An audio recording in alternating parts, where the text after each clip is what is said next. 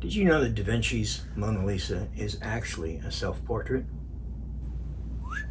Not that one. But that's a topic for another day. Today, it's Hamlet. We begin our detailed investigation. Stay with me. Full title: The Tragedy of Hamlet, Prince of Denmark. Could be subtitled A Play of Questions. Why do we say that? Let's begin with the actress.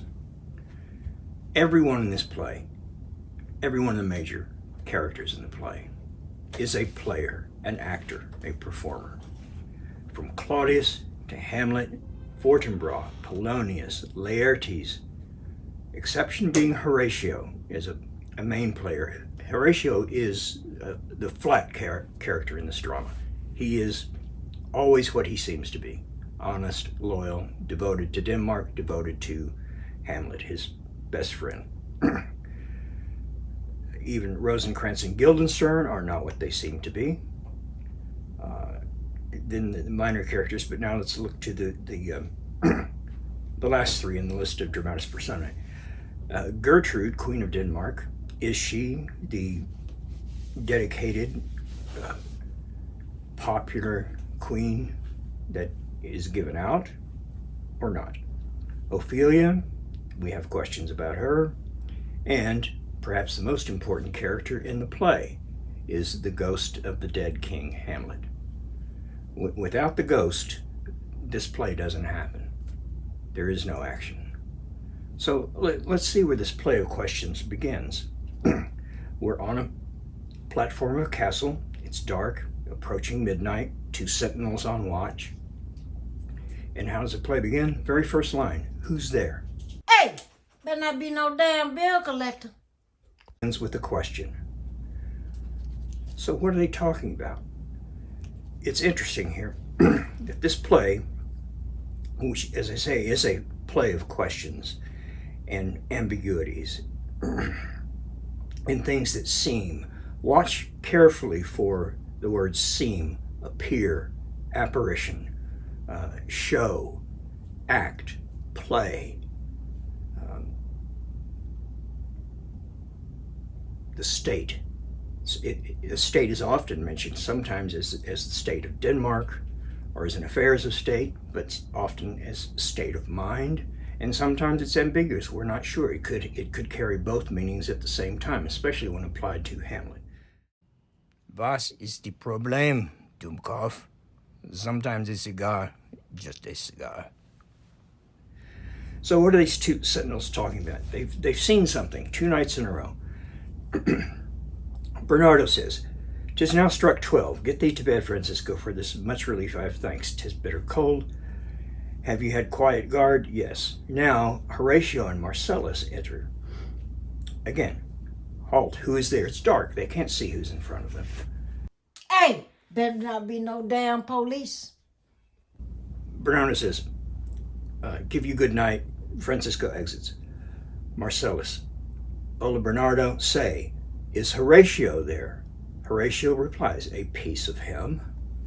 Bernardo, "Welcome, Horatio. Welcome, good Marcellus. What to this has this thing appeared to us tonight?" Now that's interesting. They're talking about the ghost, but note they don't say, has the spirit of King Hamlet appeared again tonight, or has a ghost appeared tonight, or has a demon appeared tonight. They just refer to it as a thing. They don't know what it is. And at this point, we don't either, which is why they've summoned Horatio, because they know he's Hamlet's best friend, best confidant. They don't want to trouble Hamlet with what they've seen, because they know Hamlet is still upset over his father's death. So they go to his best friend Horatio to get his judgment on this matter, because Horatio is university educated. He's unlike most in the castle. So they're going to rely on his judgment. Bernardo says, "Sit down a while and let us once again assail your ears that are so fortified against our story." We see immediately Horatio is skeptical. Obviously the sentinels have been to him before and said, "We have seen this thing 2 nights in a row. What does it mean? Come on watch with us and give us your opinion." Well, finally he has acceded to grant them an audience, and here he is. So enter a ghost. This is about line 38, 39. Marcellus, "Peace. break them off. Look where it comes again, not where the ghost comes again, or where Hamlet comes again, or where the king comes again. Look where it comes again. Bernardo, in the same figure, like the king that's dead. All right, is it the king, or is it something like the king? And that's what they're trying to discern. They don't know yet. Neither do we. Bernardo looks not like the king. Mark it, Horatio. Horatio, most like. It harrows me with fear and wonder. Bernardo, it would be spoken to. Marcellus, question it, Horatio. Playful of questions. We see that Horatio notes, what art thou that usurp this time of night together with what's fair and warlike form in which the majesty of buried Denmark did sometimes march? So it's clear this ghost, this apparition, whatever it is in full battle gear of the Danish army. So what does that portend? So look, it is offended. See, it stalks away. Bernardo says to Horatio, how now, Horatio? You tremble and look pale. Is this not something more than fantasy? See, we told you this apparition was real. Now you've seen it. Do you believe us? Marcellus, is it not like the king? Horatio, as thou art to thyself. So it's as much like the king as you are to your own self. And Horatio says, in what particular thought to work, I know not, but in this gross and scope of my opinion, this bodes some strange eruption in our state. Now here we go, starting this notion of the state. Is this the state of mind? Is it the state of Denmark? Here he clearly seems to be implying the state of Denmark. Something's not right. Okay, why do they have armed guards on the ramparts at midnight? There's some threat out there in the darkness. We don't know yet what it is. So Horatio says, our last king whose image even now appeared to us. And so his image, is it the spirit of the king or not? At least his image appeared to us. Was, as you know, by Fortinbras of Norway, therefore pricked to most emulate pride, dared to combat in which our valiant Hamlet did slay that Fortinbras, who by a sealed compact well ratified by law and held her. So he goes on.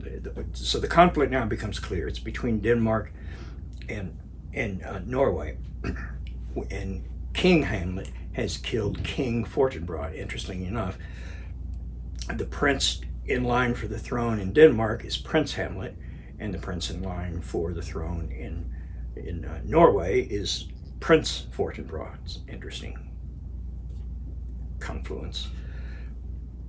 Now that we've established the main characters and themes, let's move on and investigate the importance of the ghost of the dead king in our next episode.